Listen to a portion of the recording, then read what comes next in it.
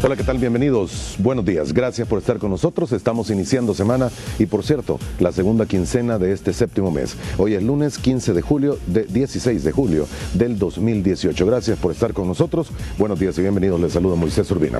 Vamos a iniciar esta mañana y, naturalmente, el tema de coyuntura es la elección de magistrados de la Corte Suprema de Justicia. La Sala de lo Constitucional se encuentra desde hace aproximadamente 6 horas y media acéfala, al menos, bueno, sí, acéfala, tendremos que decir la palabra más correcta para describir lo que está ocurriendo. Nos acompañan esta mañana para conversar del tema en los primeros 45 minutos el licenciado Javier Argueta, director legal de la ANEP. Licenciado, ¿cómo está usted? Buenos días y bienvenido. Buenos días, Moisés. Buenos días, Eduardo. A la orden nuevamente. Y también el licenciado Eduardo Escobar, abogado y coordinador de Acción Ciudadana. Buenos días, señor. Buenos días, Moisés. Gracias por el espacio. Igual, buenos días, Javier. ¿Cómo ha estado? Pues por aquí, mire. ¿Qué tal? ¿No es nada grave? Una operación cervical. Pero ya vamos recuperando. Pero ya en recuperación. Ya en recuperación. Muy bien, comienzo con usted. ¿Está acéfala la Sala de lo Constitucional? Bueno, no está integrada. Recordemos que la Sala de lo Constitucional, según lo que dispone la Constitución, está integrada por 5 miembros, nombrados directamente por la Asamblea Legislativa, que ese es uno de los elementos característicos de la Sala de lo Constitucional, que es la Asamblea la que elige a los miembros que van a integrar esta sala. Y en este caso, pues al faltar 4 de sus miembros, no está integrada y por lo tanto no puede tomar decisiones en lo que tiene que ver a los procesos constitucionales que le corresponde conocer, amparos inconstitucionales y habeas corpus. Y esto de nuevo nos muestra que la Asamblea Legislativa incumple los plazos que establece la ley, que establece la Constitución para hacer este tipo de nombramientos, porque no es primera vez. Recordemos que esta Sala de lo Constitucional quedó también sin integración en 2009. Pasaron 15, 20 días, no me recuerdo, sin integrarse. Entonces, no es nuevo esto que hace la Asamblea. Y el tema acá es que la Asamblea incumple y no hay consecuencias para el legislador. Y no hay ninguna consecuencia positiva para el sistema político. ¿A qué me refiero? Y aquí creo yo que habría que valorar el hecho de establecer alguna reforma, tal vez constitucional y legal, para ampliar los plazos en caso de que no haya nombramiento, porque no podemos quedarnos sin un tribunal constitucional, porque eso es lo que ha pasado en este momento, no hay conformación.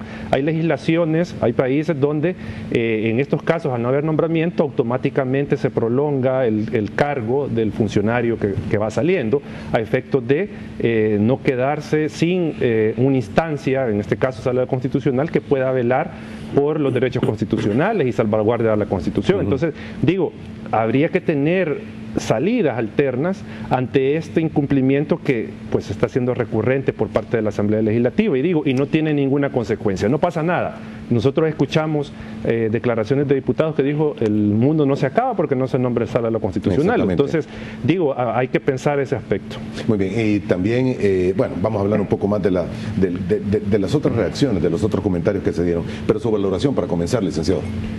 Bueno, solo un poco comentar lo que menciona Eduardo. Legislativamente no hay consecuencias.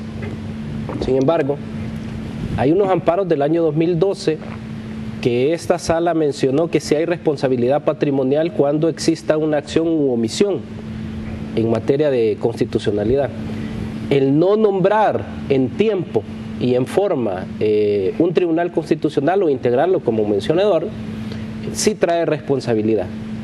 Y habría que deducir quiénes son los responsables. Esto es, ya efectuándolo en el ámbito material, es que si yo vengo y tengo una medida que la Sala de lo Constitucional tiene que otorgar, ya sea que me destituyeron, ya sea que la administración pública va a demoler un edificio y yo he presentado un amparo, ya sea una restricción a mi libertad personal en el sentido de que la policía me tiene más de 72 horas, y he pedido un proceso de habeas corpus y no hay una sala, y ante el no nombramiento, la sala dijo en ese entonces en los amparos 523-2012 y 524, una serie de amparos que se dieron, que la Asamblea Legislativa tenían cada uno de sus diputados responsabilidad patrimonial ante eventuales omisiones o acciones. Esto materializarse es un poco complicado, habría que irse hoy a un juez de lo civil para deducir, por ejemplo, que porque no había un tribunal constitucional integrado, entonces voy a responsabilizar a los diputados. El problema de este tema Moisés, es todos aquellos amparos que se han presentado, todas aquellas medidas cautelares que se han pedido. Nosotros debemos de recordar que la Sala de lo Constitucional es la última instancia y la instancia que por naturaleza es la mayor protectora de los derechos fundamentales.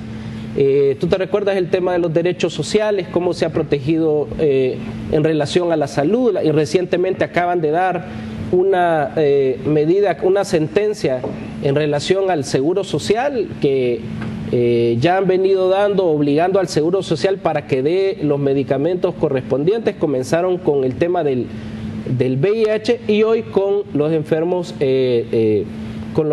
las personas que se hacen diálisis. La sala acaba de ordenar y decirle al Seguro Social, mire, dé la medicina que corresponde porque la que estaba dando no es. Entonces, ¿quién va a dar seguimiento a ese cumplimiento de resolución o cumplimiento de sentencia? Entonces, yo creo que sí, la responsabilidad debe de hoy legislarse, como muy bien se menciona. No hay responsabilidad normativa, política, pero sí hay responsabilidad patrimonial, ¿verdad? Exactamente, no, que no decía. No, lo que decía Javier, no hay una responsabilidad, consecuencia política, no la hay. Obviamente otro tipo como patrimonial, pero en casos muy particulares la puede existir, pero digo, una responsabilidad política no hay, no tienen los diputados, y por eso escuchamos lo que mencionaba, de que no se acaba el mundo y de hecho no eligieron. No está integrada. Eso significa no puede sesionar, no puede conocer, no puede decretar medidas cautelares, no puede resolver sobre ningún caso que sea presentado ni que haya sido presentado en el pasado. No. Está detenido el ámbito de la jurisdicción constitucional en este momento. ¿Me equivoco en esa valoración o es muy amplio? Así es. Está limitado el ámbito de protección y sobre todo cuando hemos, gracias a Dios, todos los ciudadanos entendido la importancia de una sala de lo constitucional. Si a mí me destituyen hoy por hoy en un proceso de amparo donde no hay recursos ordinarios, un juez civil, un juez contencioso, ¿yo a dónde acudo? Si no hay sala de lo constitucional, los colaboradores pueden emitir un pronunciamiento, un proyecto, pero no hay quien firme. Yo entendería, Moisés, que los partidos políticos, las fracciones, se habrán dado una semana más para ver este tema, pero sí... ¿Esto es confirmado? Se habrán dado una semana más, porque se menciona esto también, de que habrían pedido una semana más para estudiar cada una de las fracciones a su interior, qué es lo que sucede. Y hay algunos otros que mencionan que no se logró acuerdos, aunque prácticamente ya se tenía los votos necesarios, porque parece que se había dejado de alguna forma de lado al FMLN y su apreciación y votación. Me parece que hubo alguna reunión donde algunos partidos o fracciones se pusieron de acuerdo ya en algunos perfiles, pero sí parece que no estaba integrado el tema del FMLN. Hoy están buscando perfiles. Vamos a ver, el tiempo que se ha pedido no es malo. Lo malo es que se hayan incumplido ya lo que se les ha dado, y eso pasará necesariamente por un análisis de reforma si se extiende el plazo para las elecciones del CNJ o las elecciones de FEDAES. Darse una semana más, cualquiera podría decir no hay problema. Sí hay problema. Sí hay problemas, sobre todo por todos las personas que están acudiendo y principalmente a los habeas corpus, que son, los habeas corpus son el tema de las detenciones ilegales. Hay 7 clases de habeas corpus, pero las principales, es el clásico, son las detenciones ilegales que se pueden estar dando. El cumplimiento, por ejemplo, de este tema de la sentencia que acaban de dar en relación a las personas que forzosamente se tienen que ir por parte de las pandillas. ¿Quién le va a dar seguimiento a eso? Entonces yo esperaría que si se han dado una semana, eso es una semana improrrogable, es una semana... no puede pasar de ello, porque los usuarios de la sala, en este caso de lo constitucional, pues quedamos sin protección jurisdiccional. Ahora, licenciado Escobar, durante el fin de semana me imagino usted estuvo muy pendiente de qué es lo que ocurría. ¿Hay algún comentario de algún diputado, alguien que le haya hablado, sin darnos nombre por supuesto, que se pudiese saber qué es lo que realmente ocurrió al interior de la Asamblea Legislativa? Porque de viernes a sábado se convoca, de sábado a domingo se convoca y todo el mundo dice, qué bueno, parece que ya hay humo blanco, están de acuerdo y van a elegir, e incluso se habló de que podrían juramentar ayer mismo aproximadamente a las 6 de la tarde. Bueno, no tengo una información así fidedigna y de primera mano sobre cuáles fueron las razones, pero lo que sí se ha podido percibir es que yo creo que lo decía Javier, no hay acuerdo todavía al interior de los partidos políticos. Al interior. Al interior, porque han llevado incluso algunos a discusiones, según leía por ahí, a discusiones incluso de coordinación interna del partido, municipales, departamentales, donde se está hablando esto, según lo que decían. Yo me sumaría al hecho de que todavía, como dicen, no le han dado al gordo, por mencionar de alguna manera. O sea, no han logrado definir una lista de 5 para ser los 5 propietarios y los 5 suplentes. Pero ahí donde uno comienza a pensar, ¿será porque no se ha logrado determinar la cuota adecuada para cada uno de los partidos? Porque eso es lo que a uno en primer lugar le viene a la mente. ¿Por qué? Si uno revisa el procedimiento, y aquí creo yo que es importante que la sociedad lea este informe que emitieron 3 profesionales independientes que se contrató por parte de la Fundación para el Debido Proceso. En este caso nos señala la serie de carencias que todavía tiene este proceso de elección de magistrados. O sea, comienza desde el tema de transparencia, el tema de acceso a la información, están hablando del procedimiento de elección que hace la FEDAES, lo que hace el CNJ y lo que hace la Asamblea Legislativa. Entonces, en esa medida uno, a lo que puede, partiendo de estos elementos, por ejemplo, también hay otras instituciones de sociedad civil que han hecho evaluaciones del proceso, uno lo que puede concluir es de que lo que menos se está evaluando en este momento es el perfil de idoneidad de los candidatos que están propuestos por el CNJ, sino que lo que se están buscando son otro tipo de consideraciones, o eso se está tomando en consideración para nombrarlos a estos candidatos. Correcto. Hay un tuit hace 17 horas, y estaríamos hablando de aproximadamente ayer al mediodía, del diputado Emilio Correa, que dice: se suspende la comisión política y la plenaria de hoy domingo hasta nuevo aviso. Vamos a elegir responsablemente. Saludos y buen domingo. Suena un comentario así como que de repente algo sucedió. Bueno, suena... Responsable, vamos a elegir responsablemente. O sea, no sé si hasta ese momento no se había hecho de esa forma, por lo menos al interior del partido Arena. Yo lo estaría interpretando también que dentro de las fracciones partidarias existen grupos. No estoy hablando necesariamente de Arena, sino de todas las fracciones. Existen grupos que quieren elegir responsablemente, como muy bien dice Emilio, y grupos que posiblemente quieren elegir personas allegadas a ideología. Eso está totalmente prohibido, el elegir dependencias partidarias, el elegir amigos y el elegir personas que no tengan la idoneidad o la aptitud, ha mencionado la Sala de lo Constitucional. Por eso te mencionaba de que los líderes, los titulares de los partidos políticos, de alguna manera tienen que depender o tienen que hacer eco de sus diputados, de sus fracciones, porque hay una sentencia que ha mencionado que los magistrados son magistrados de elección popular indirecta. Esto significa que cuando nosotros elegimos diputados, también elegimos magistrados. Esas corrientes de altas corrientes de pensamiento jurídico, si yo elijo a la diputada del FMLN, al diputado Parker o al diputado del PCN, estoy eligiendo alguna corriente de pensamiento jurídico. Entonces, sí tienen que escuchar a sus diputados, a sus grupos, dentro de las fracciones para elegir responsablemente. Aquí hay 2 temas importantes. Uno, elegir idoneidad. Esto es, que se verifique si existe, la sala lo ha dicho, no lo menciono yo, si existe una labor académica de la persona, esto es, si existe, si ha escrito libros, si da clases de derecho constitucional. Lastimosamente no hay un perfil certero que sea constitucionalista ahorita, pero hay personas idóneas, pero no constitucionalistas, y lo digo con todo el respeto, pero además de eso que sean probos, es decir, que tengan grados de honestidad comprobables, lo que exige la Constitución. En ese sentido yo entendería que el mensaje es: elijamos responsablemente, unámonos, porque de elegir una sala que esté supeditada a un partido político, yo te diría que es el peor desastre del país. Wow. Se prefiere perder el pueblo, una presidencia de la República, una asamblea legislativa, que una sala de lo constitucional, porque la sala de la constitucional es el último y el máximo intérprete, como ha sucedido estos 9 años, de los derechos fundamentales. Adicional que no es para un periodo de 3 años o de 5, va a haber 2 presidencias y va a haber al menos 3 periodos legislativos. Son 9 años para los que van a ser electos. Pregunta, el doctor Armando Pineda Navas ya no es presidente. No, su nombramiento es para 3 años. Terminó igual ayer. Así es. Él sigue siendo magistrado de la Sala de lo Constitucional, pero no presidente de la Corte.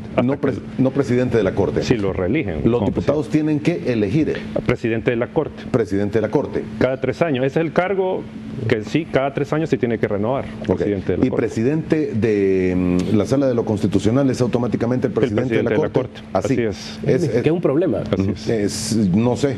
Es un problema de que se tiene que reformar. El presidente de la Sala, el presidente de la Corte y el presidente del órgano judicial. Entonces, la labor jurisdiccional de protección, por ejemplo, en la Sala Cuarta de Costa Rica o en otros tribunales constitucionales, es independiente, para que juzgue y ejecute lo juzgado de forma independiente al tema de la administración. Ahora, es más complicado entonces, pues.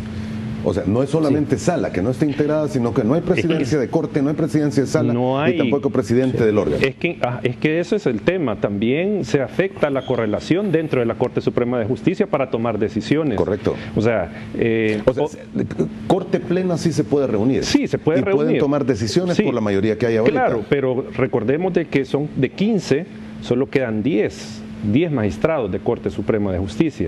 Entonces, eso obviamente altera la correlación que podía existir. Recordemos, y esto lo estábamos viendo y al ver también algunas decisiones que se han tomado, donde magistrados de Sala de lo Constitucional, los 4 salientes, han sido parte de alguna correlación favorable a, por ejemplo, casos de probidad, a tener los 8 para mandar a judicializar casos que ha conocido probidad. Entonces, esa correlación se disuelve en este momento y habría que construir una actualmente, con los 10 que quedan, una correlación para, por ejemplo, este tipo de casos de improbidad.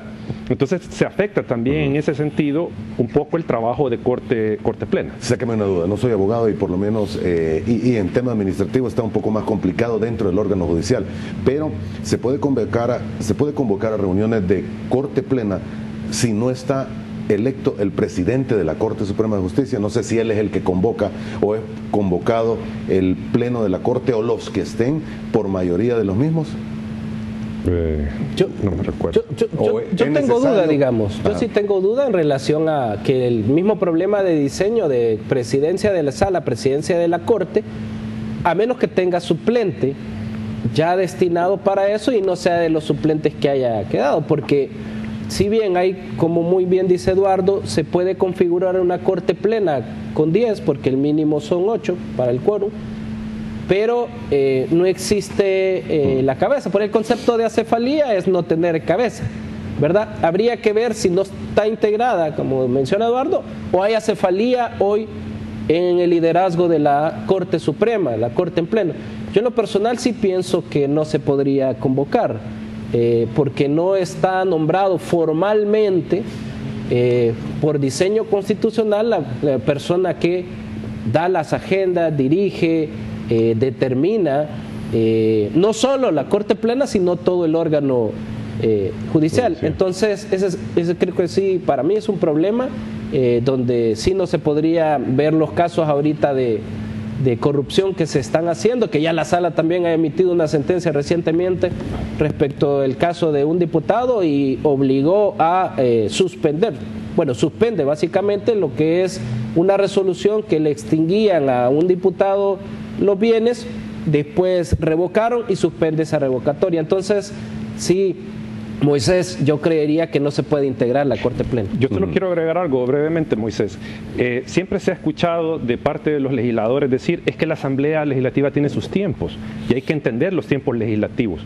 Y aquí es donde creo yo de que hay que comenzar a revisar esa visión que tienen los legisladores sobre su gestión al frente de la Asamblea Legislativa. Aquí estamos hablando de que la sociedad se tiene que adaptar a los tiempos legislativos o el legislador se tiene que adaptar a los tiempos de la sociedad.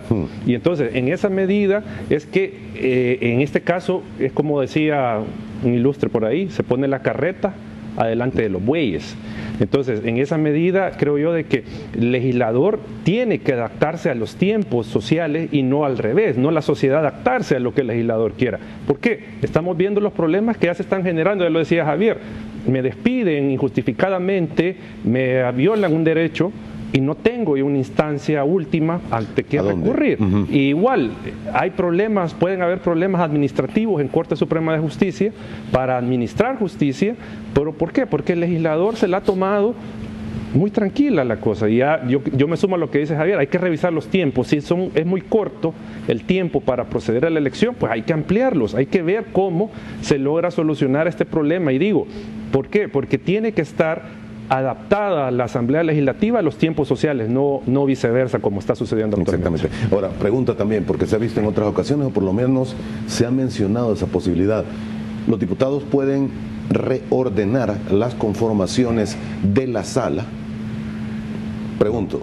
No. En materia de la Sala de lo Constitucional, no. Ellos tienen que elegir y los 4 van para ahí. Nada más. Hay 2 sentencias. Una fue el caso de Salomón Padilla, otra fue el caso de la primera declaratoria de inconstitucionalidad de la elección, donde la Sala dijo que sí se tenía que hacer. Otro fue el caso del doctor Belarmino, cuando quisieron declarar inconstitucional, que sí se tiene que hacer una elección para 9 años de los magistrados de la Sala de lo Constitucional. Se ha, entendería yo, ha platicado del tema, pero no se quiere penetrar o romper esa jurisprudencia hasta que la misma Sala lo cambie. Claro, entrando los magistrados, los 4 no van a querer salirse ya de una Sala de lo Constitucional de 9 años. Entonces yo lo veo imposible jurídicamente que la Asamblea Legislativa reordene. O sea, es prohibido en todo caso, y si lo quisiese hacer, pues sería una confrontación con la jurisprudencia ya existente. No puede. No se podría. Así. No se puede. Ahora, que había temor, y esto viene mucho también algunas declaraciones que se dieron el mismo viernes de la semana pasada. Recuerdo haber escuchado al diputado Numan Salgado que decía, hay algunos partidos, algunos diputados que estarían esperando mejor a que termine el periodo de la actual sala porque tienen el temor de que se pueda declarar inconstitucional alguna de las elecciones que demos nosotros durante este fin de semana o este día incluso. Claro, es que eso era previsible, que el legislador no eligiera en tiempo precisamente para sustraerse del control de constitucionalidad que podía ejercer la sala. Obviamente también eso tenía otro riesgo, que cayéramos en la situación de 2009. Recordemos que en 2009 se atrasó todo el proceso porque hubo un amparo que presentó una abogada por la inclusión de aquellos 2 consejeros del CNJ dentro del listado. Entonces, ¿qué es lo que pasó en ese momento? Y ese es uno de los cuestionamientos que se le ha hecho a esta sala, que la Asamblea no podía elegir. ¿Por qué? Porque había un amparo con una medida cautelar que había ordenado a la Asamblea no elija Sala de lo Constitucional, no proceda a la elección. ¿Por qué? Porque no estaba completa la lista y porque estaban estas 2 personas incluidas. Entonces, en esa medida estábamos en una situación que si se hubiera dado ahora, también hubiera provocado algún cuestionamiento al origen de la elección. O sea, que la sala hubiera admitido alguna demanda y hubiera ordenado la suspensión del proceso, podemos haber caído en ese caso de 2009 de nuevo. Licenciado, sácame una duda. Estas dos personas que estaban integrando aquellos listados, ¿fueron sacados? Sí, ellos se retiraron. Ellos se retiraron. Y ahí fue, y por eso es que, y eso algunas personas que cuestionan la elección de Belarmino Jaime, porque ahí entró Belarmino Jaime y Rodolfo González, dicen que no estaban en la lista. Que recordemos que ese listado regresó al CNJ y el CNJ reelaboró integrando a otras personas, porque también había si no me recuerdo, Javier, un magistrado suplente que creo que había fallecido, no me recuerdo, entonces tuvo que integrar. Entonces el listado iba de más, no iban de 30, creo que 33 creo que mandaron, por esa circunstancia. Entonces, el punto es de que cuando regresó el listado, los integraron y luego volvió a Asamblea Legislativa. Entonces ahí fue que se procedió a la elección, pero digo, no obstante estaba un amparo presentado con una medida cautelar vigente que solo la Sala de lo Constitucional podía suspender. Entonces, digo, al final creo yo que el tema aquí, solo brevemente, es que estamos de nuevo ante un peligro autoritario de ejercicio del poder por parte de la Asamblea Legislativa. ¿Por qué? Porque lo que estamos viendo es poca transparencia en el proceso legislativo, No sabemos las discusiones que han tenido los partidos y por qué ese listado reducido que han mandado, por qué está integrado por estas personas, cuál es la idoneidad de cada una de ellas, cuáles son las razones que llevaron a estos partidos a proponer a estas personas como las idóneas. No obstante, si nosotros vemos las evaluaciones que se le han hecho, el 40-50% de estos listados van con personas que no salen evaluados de forma satisfactoria y que entre abogados se sabe que son muy cuestionados en su calidad profesional, en su probidad o en su capacidad para ser magistrados de Corte Suprema de Justicia. Entonces, y a pesar de eso, están en los listados. ¿Están en los listados que vinieron del CNJ?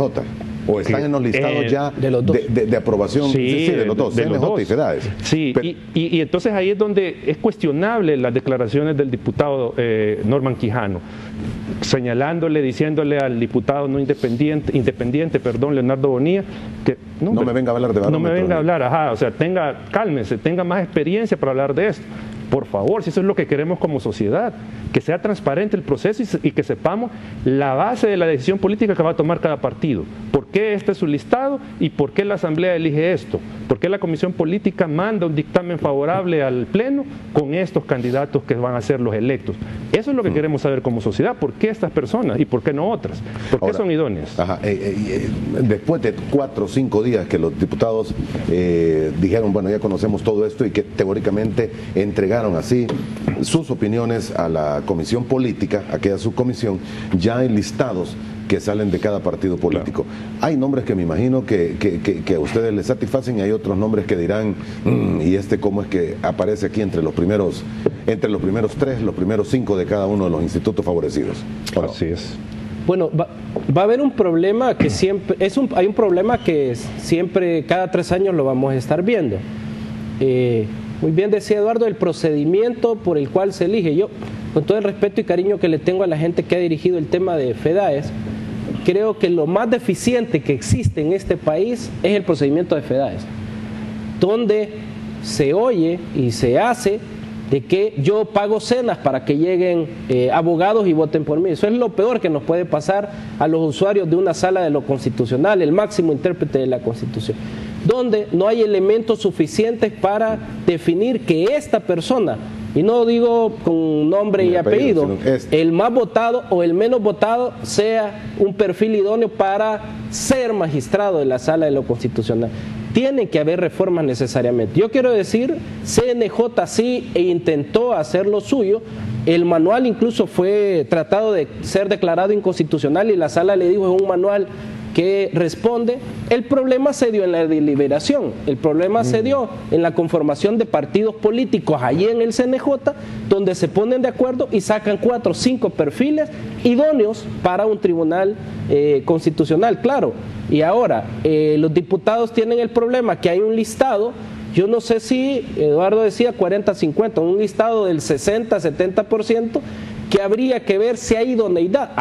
Vamos a ver, habrá idoneidad de estas personas para otras materias, pero para una sala de lo constitucional, donde nosotros vamos a estudiar la doctrina respecto de un derecho y presentar una buena demanda o intentar presentarlo, y que venga una persona y que no entienda qué es lo que se le está promoviendo y que le diga al colaborador, hágame usted, ese es un problema, sobre todo, que juega con los derechos fundamentales. Entonces el problema lo vamos a tener cada 3 años si no se hace una reforma de audiencias públicas, de verificación de idoneidad, la jurisprudencia ya está, de elementos donde se comprueben que esta persona mínimamente entiende el derecho constitucional. Pero no es así como le ha tocado a todos los abogados que han llegado a la sala de lo constitucional. Le pregunto porque hay algunos que dicen, sí, Belarmino Jaime, Florentín, Sidney Blanco, tal vez no tenían mucha base constitucional cuando llegaron ahí. Rodolfo González parece que sí, porque había estado internamente y era el que desarrollaba algunos trabajos ahí adentro de la Corte. ¿No es ese el mismo caso que ocurre cada 9 años cuando hay que elegir nuevos magistrados? Que los que lleguen no tienen tal vez aquel know-how, aquella capacidad total. Aunque digamos, ¿o me equivoco? Perdón, Javier, hay casos tal vez muy particulares. El doctor Florentín Meléndez había sido comisionado de la Comisión Interamericana de Derechos Humanos. O sea, tenía una base al menos del tema del conocimiento de los derechos fundamentales, que es uno de los elementos, porque recordemos que Sala de lo Constitucional no solo ve el tema sistémico del derecho constitucional, el sistema político, sino que también ve el tema de los derechos fundamentales. Y de hecho esta comisión independiente señalaba de que ese es uno de los aspectos que no se había evaluado en este proceso, el conocimiento del derecho internacional de los derechos humanos, los derechos fundamentales. Eso no se evaluó.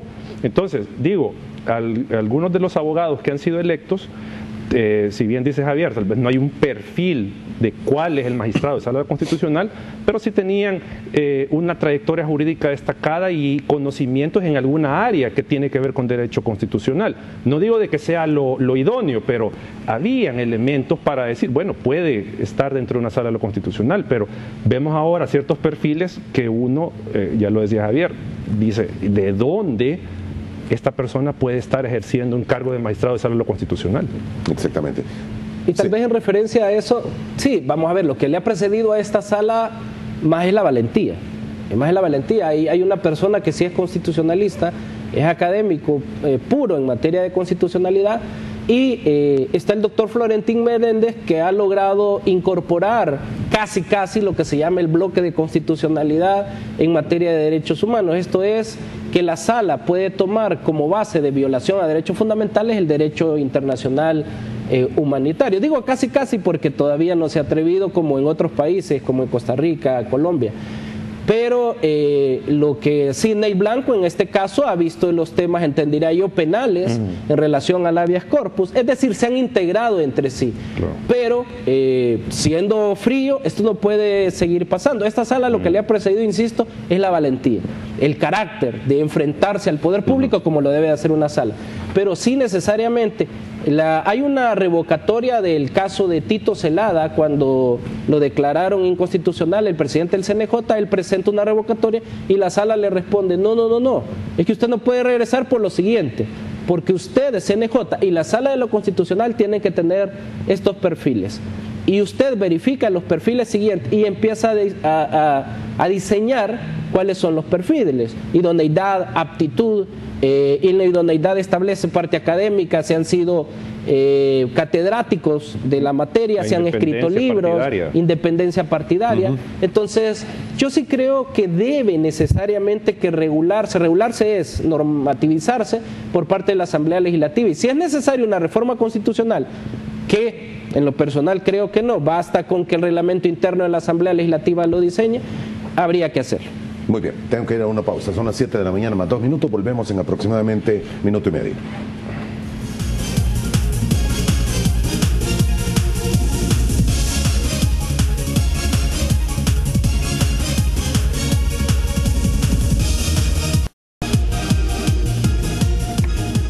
Muy bien, gracias por continuar con nosotros en este día lunes. Esto es Frente a Frente, hasta las 7:15 aproximadamente. Nuestros invitados, quienes ya están en el estudio y hemos conversado con ellos ya aproximadamente media hora.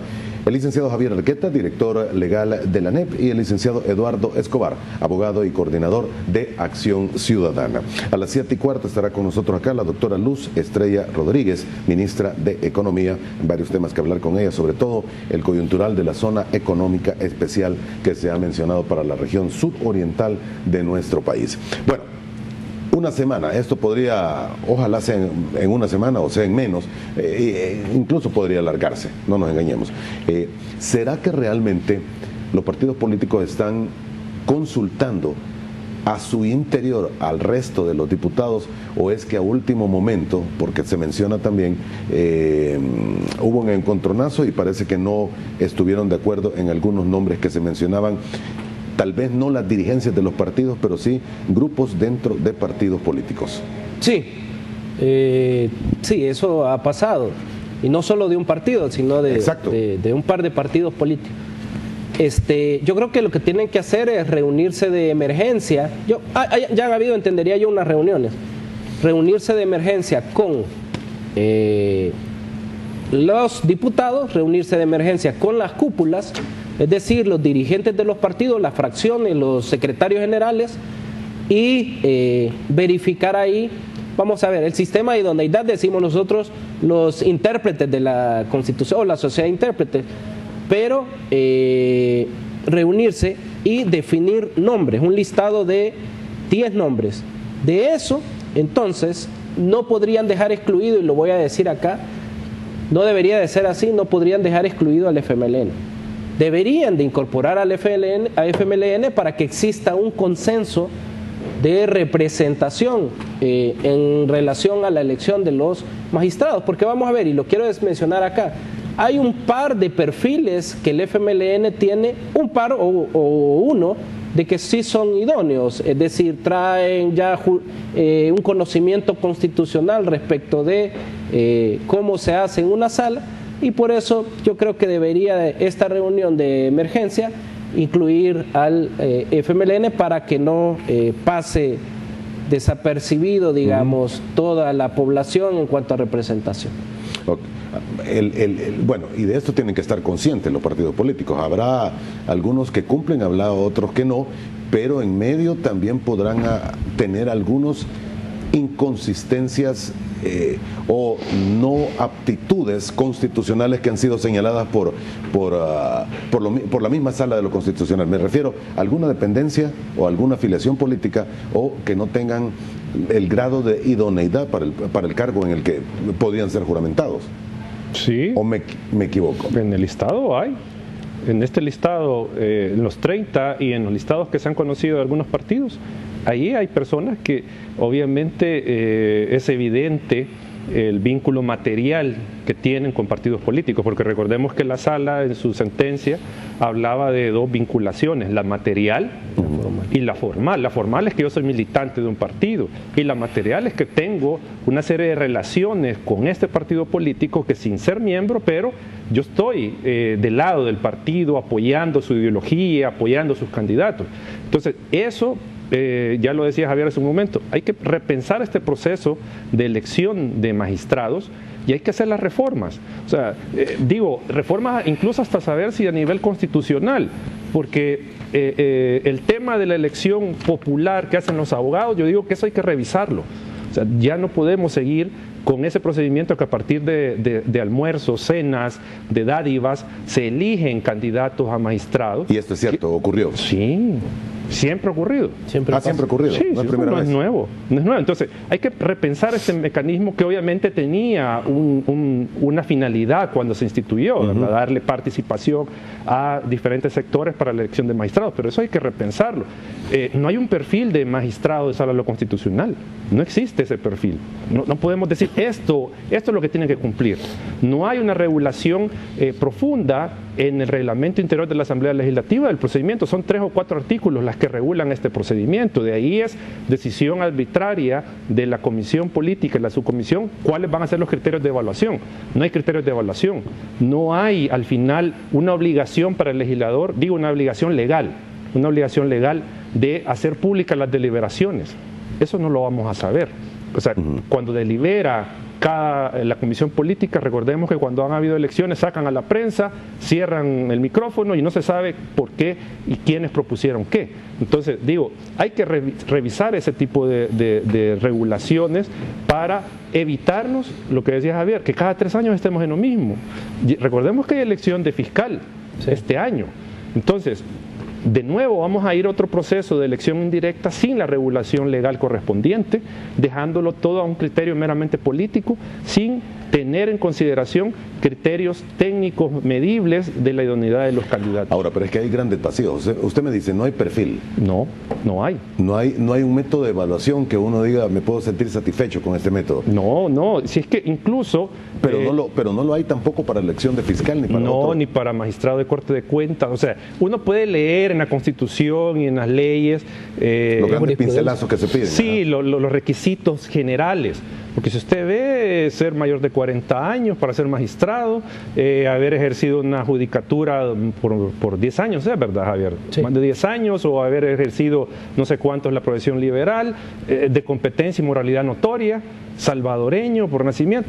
Esos son los requisitos. O sea, no estamos hablando de otro tipo de requisitos que sean más específicos de qué es el perfil que debe tener un magistrado de Corte Suprema de Justicia, mucho menos el procedimiento. Digo, este procedimiento, la Asamblea ahora abrió un poco el proceso en las entrevistas, que la sociedad civil podía opinar, pero no es suficiente. O sea, alguien va a decir, bueno, confórmese con lo que hay, pero es que esto no ha sido suficiente. Digo, el momento crucial es lo que va a decidir la comisión política. Ahí, ¿por qué decidió la comisión política sobre estos candidatos? Eso es lo que debemos de conocer, y esa es la exigencia que tiene que haber en este momento, de conocer esas deliberaciones, esas valoraciones y esa designación que haga cada uno de los partidos políticos. El caso más delicado en este momento podría ser los casos de habeas corpus. Los casos de habeas corpus, los de amparo que están esperando medidas cautelares. Pero en el corto plazo. En el corto plazo son los casos de habeas corpus que requieren un pronunciamiento inmediato de la Sala de lo Constitucional en relación a las restricciones de libertad indebidas. Póngame el ejemplo más clásico y más dramático que podría ocurrir en estos días. Bueno, si una persona es detenida, como puede estar sucediendo por la Policía Nacional Civil y presenta un habeas corpus, no habrá respuesta. Si es detenida ilegalmente y si es torturada o si de forma ilegal están haciendo ciertos actos, el Estado, no solo la Policía, sino la Fiscalía, entonces eso, la única vía que se tiene es la Sala de lo Constitucional. Entonces, el habeas corpus es el más inmediato, pero hay una serie de amparos presentados que se está esperando un pronunciamiento por parte de la Sala. Aquella persona que es destituida y ha confiado en la Sala de lo Constitucional, que se va a pronunciar respecto de reintegrarlo al puesto porque ya no está yendo al súper, porque ya no está pagando los colegios de los niños, son situaciones sumamente graves que no nos podemos dar ni siquiera una semana. Y hay una serie de actos que la Sala de lo Constitucional se pronuncia, sobre todo seguimientos de sentencias que la Asamblea Legislativa no quiere cumplir, como el caso de la Ley de Reconciliación Nacional y el caso que han dado. Es decir, la Sala de lo Constitucional es el mayor garante, el mayor protector de los ciudadanos en cuanto a protección a derechos fundamentales que el Estado daña. Entonces, una semana es gravísima. Hemos visto a través de las redes sociales, se me está terminando el tiempo, algunos listados que salen de una parte, de otra parte. Parece haber coincidencia en, bueno, al menos 3 o 4 listados son los que he alcanzado a ver. Parece haber coincidencia de algunos nombres, pero en algunos otros ni siquiera aparecen en el resto de listas así individualmente. Me imagino que son preferencias de cada partido las que hemos conocido a través de las redes, pero no hay nada oficial, por lo menos hasta donde se conoce, que se pueda decir. Solo menciono algo rápido. Los listados, algunos perfiles son idóneos. De hecho, esta fundación que muy bien mencionaba Eduardo, dijo de esos perfiles que sí debían de ser magistrados. No quiero mencionar porque tampoco... pero hay 3 personas que están en todos los listados que tuvieron una nota altísima en el CNJ, que los mencionaron esta fundación que vino y que creo que sí podrían integrar una Sala de lo Constitucional. No son tan falsos los listados, esperaría yo de que de esas 2, 3 personas sí no sean excluidos como pasó en la lista del CNJ por los mismos partidos políticos. Y de ahí se están, creo yo, evaluando si ingresan 2 personas y pues se está viendo por parte de los partidos, entendería yo por lo que sale en los medios, que si los cambian o ven mejores perfiles. Y termino con esto porque creo que usted me mencionaba, licenciado Argueta, fue más detallado y más a fondo la evaluación que ha hecho el CNJ que la misma FEDAES. Sí. Sí, FEDAES no hay filtros. No hay filtros. No, solo revisan que los postulados cumplan con esos requisitos mínimos para ser magistrado. Eso es lo que pasa. Cualquiera pensaría que debería ser al revés por ser la otra institución no sumida dentro de un aparato estatal y acorde a otras cosas, aunque es autónoma, ¿verdad? Es que de hecho solo el Centro de Estudios Jurídicos estableció una especie de filtro, un parámetro de evaluación de los candidatos que iban a someter a consideración de todo el gremio de abogados. Exacto, pero el Centro de Estudios Jurídicos solo puede ofrecer candidatos, al final son una votación. Sí, no, pero digo, o sea, trató de filtrar lo que presentaba, pero el resto de asociaciones no, o no se conoce. Entonces, ahí es donde está el problema, no hay un filtro, porque teóricamente las asociaciones tendrían que servir de filtro, el primer filtro para la elección, pero no lo son. Ya decía Javier, cenas, almuerzos y otro tipo de dádivas para que voten, exacto. Entonces, no hay filtro, y por eso es que y no solo Javier lo señalan varias organizaciones, el tema de que la elección en el CNJ tuvo mayores filtros, tal vez no los adecuados, no los suficientemente intensos para darnos un listado de los mejores, pero sí hubo más filtros que lo que hace la FEDAE. Por eso yo decía, hay que evaluar si efectivamente se debe de continuar con esta elección popular que hacen los abogados, hay que evaluar eso. Porque no hay filtros. ¿Habría qué? Habría qué, desde mi punto de vista. Muy bien. Licenciados, gracias por haber estado con nosotros esta mañana. Punto de vista es noticia en desarrollo. Naturalmente vamos a ver qué ocurre dentro de la Asamblea Legislativa, qué más se puede conocer a la interioridad de los partidos políticos, de qué es lo que estaría pasando o cuál ha sido el llamado que han hecho en las últimas horas, si no grupos, por lo menos partidos políticos en su totalidad al resto de los institutos. Gracias por haber aceptado la invitación y estar con nosotros esta mañana. Gracias por el espacio. Vamos a una pausa. Cuando volvamos en aproximadamente 2 minutos y medio, estará con nosotros aquí en el estudio la doctora Luz Estrella Rodríguez, ministra de Economía. Sigue con nosotros.